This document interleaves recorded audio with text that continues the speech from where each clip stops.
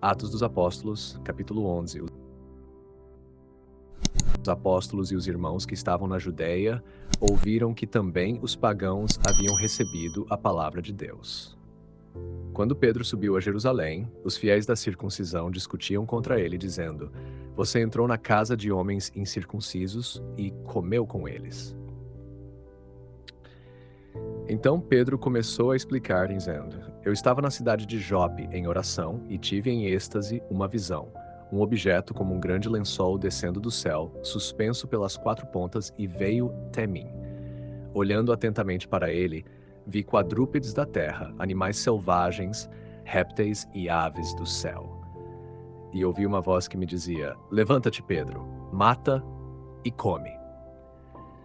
Eu respondi: De modo algum, Senhor, pois nunca entrou em minha boca algo comum ou impuro. Mas a voz do céu falou novamente: Não chames de comum aquilo que Deus purificou.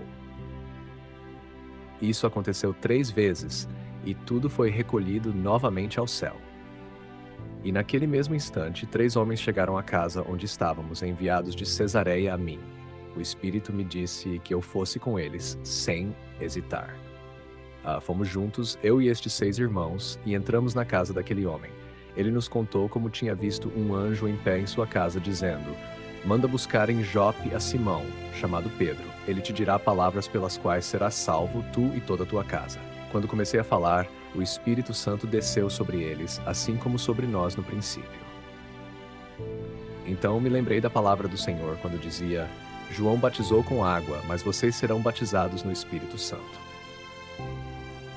Se Deus concedeu a eles o mesmo dom que a nós, que acreditamos no Senhor Jesus Cristo, quem seria eu para poder impedir a ação de Deus?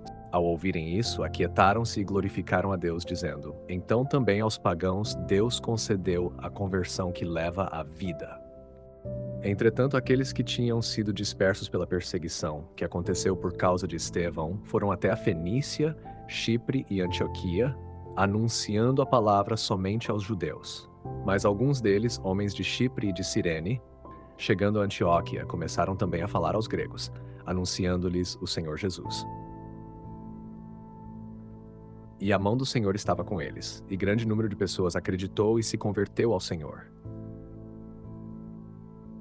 A notícia chegou aos ouvidos da igreja de Jerusalém, e enviaram Barnabé até Antioquia. Quando ele chegou e viu a graça de Deus, alegrou-se e exortava a todos a permanecerem fiéis ao Senhor, com firmeza de coração. Pois era homem bom, cheio do Espírito Santo e de fé, e uma grande multidão se uniu ao Senhor. Depois Barnabé partiu para Tarso à procura de Saulo. Tendo-o encontrado, levou-o para Antioquia. E aconteceu que, durante um ano inteiro, participaram juntos das reuniões da igreja e instruíram uma grande multidão. Em Antioquia, pela primeira vez, os discípulos foram chamados cristãos. Naqueles dias, profetas desceram de Jerusalém para Antioquia. E um deles, chamado Ágabo, levantou-se e, pelo Espírito, anunciou que haveria uma grande fome em todo o mundo, o que aconteceu no tempo do imperador Cláudio. Então os discípulos decidiram enviar ajuda, cada um conforme suas posses, aos irmãos que moravam na Judéia.